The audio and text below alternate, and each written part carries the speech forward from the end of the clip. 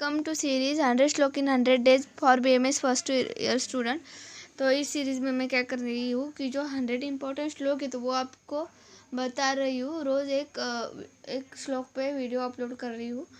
तो आज हमारा श्लोक है ये वाला, मतलब आयुर्वेद की डेफिनेशन वाला। तो ये जो श्लोक है तो ये आयुर्वेद की डेफिनेशन है। अगर आपसे कोई पूछे कि आयुर्वेद मतलब क्या, तब आपको ये जो डेफिनेशन है वो बताने की है संस्कृत में। तो क्या है, पहले हिता हितम सुखम दुखम आयुस्तस्य हिता हितम मानंच तच्च यत्रोक्तम आयुर्वेदस्य उच्यते। तो इसका अब मैं एक्सप्लेनेशन बताने वाली हूँ, तो एक बार फिर से रिपीट करके देती हूँ। हिता हितम सुखम दुखम आयुस्तस्य हिता हितम मानंच तच्च यत्रोक्तम आयुर्वेदस्य उच्यते। किसका श्लोक है? चरक जी का श्लोक है। तो क्या ये आयुर्वेद शास्त्राला वैदिक परंपरा लाभलेली आहे। ऋग्वेद, यजुर्वेद, सामवेद आणि अथर्ववेद हे 4 वेद असून, मतलब हमारी जो वैदिक परंपरा है तो इसमें 4 क्या बोलते हैं ना, 4 वेद है। तो जो अथर्ववेद है चारों वेदों में से, तो आयुर्वेद उसका क्या है? उपांग है, मतलब उपवेद है। ओके, तो अब हम देखेंगे कि इसका मीनिंग क्या है, और ये जो ये शिक्षक ने बताया है तो हमें ये इम्पोर्टेंट है, तो ये ही लर्न करना है। ओके, ज्या शास्त्रामध्ये, मतलब जो शास्त्र है जिसमें हितकर व सुखकर आयुष्य, मतलब जो आयु है वो कौन से है? ओके, उसके बाद अहितकर, मतलब हितकर आयु और अहितकर आयु, और सुखकर आयु और दुखकर आयु। मतलब या इसके मतलब वो जो व्यक्ति है आयुष्य वाले, तो उनका आचरण कैसा हो कि उनको दीर्घायुष्य की प्राप्ति हो, मतलब लंबे समय तक जीवित रह सके।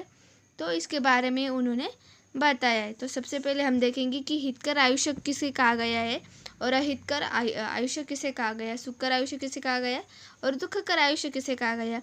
हितकर व सुखकर आयुष्य म्हणजे काय ते या शास्त्रात सांगितलेले आहे। वही उसके बाद क्या है, कंफर्टेबल लाइफस्टाइल म्हणजे काय ते अब हम इसका मीनिंग देखने वाले हैं। तो सबसे पहले क्या है, हितकर व सुखकर आयुष्याची लक्षणे, मतलब उसके लक्षण क्या है।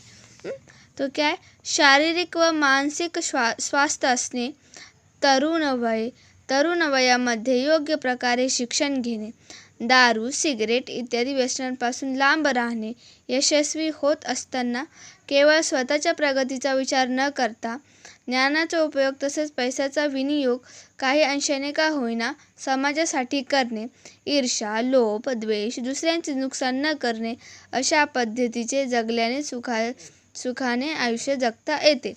मतलब ये क्या है, सुखकर आयु है। हितकर क्या मतलब कि जो खुद के बारे में ही ना सोच के दूसरों के बारे में भी सोचे, तो उस आयु को क्या कहते हैं हम, उस व्यक्ति की आयु को क्या कहते हैं, तो हितकर आयु कहते हैं। और जो सुख आयु है, तो सुख आयु मतलब क्या कि जो स्वास्थ्य से भी सुखी है, जो शरीर से भी मतलब हेल्दी है, और जो मानसिक मतलब मेंटली भी हेल्दी है, तो उस व्यक्ति को हम सुखकर आयु कहेंगे। उसके बाद है जो दुखकर आयु मतलब क्या कि जो डिजीज से जिनको डिजीज हुआ है तो वो आयु वाले लोग क्या है, तो दुखायु है। और जो सिर्फ सेल्फिश लोग हैं तो उनको क्या बोलते हैं, अहितकर आयु, मतलब खुद के बारे में सोचना। तो इन ऐसे आयु के व्यक्ति को हम क्या कहते हैं, ऐसी आयु के व्यक्ति को कहते हैं हम अहितकर आयु। तो इस मतलब ये चारों जो प्रकार के आयु है उनके बारे में, मतलब उन्होंने कैसा आचरण करना चाहिए कि उनको लंबा जी सके, तो उस शास्त्रों को हम क्या कहते हैं, आयुर्वेद। तो आई होप आपको ये समझ में आया होगा। नेक्स्ट वीडियो में मैं इसके और ऊपर बताने वाली हूँ। तो आई होप आपको ये वीडियो पसंद आया होगा। अगर आए तो चैनल को सब्सक्राइब कीजिए। Thank you.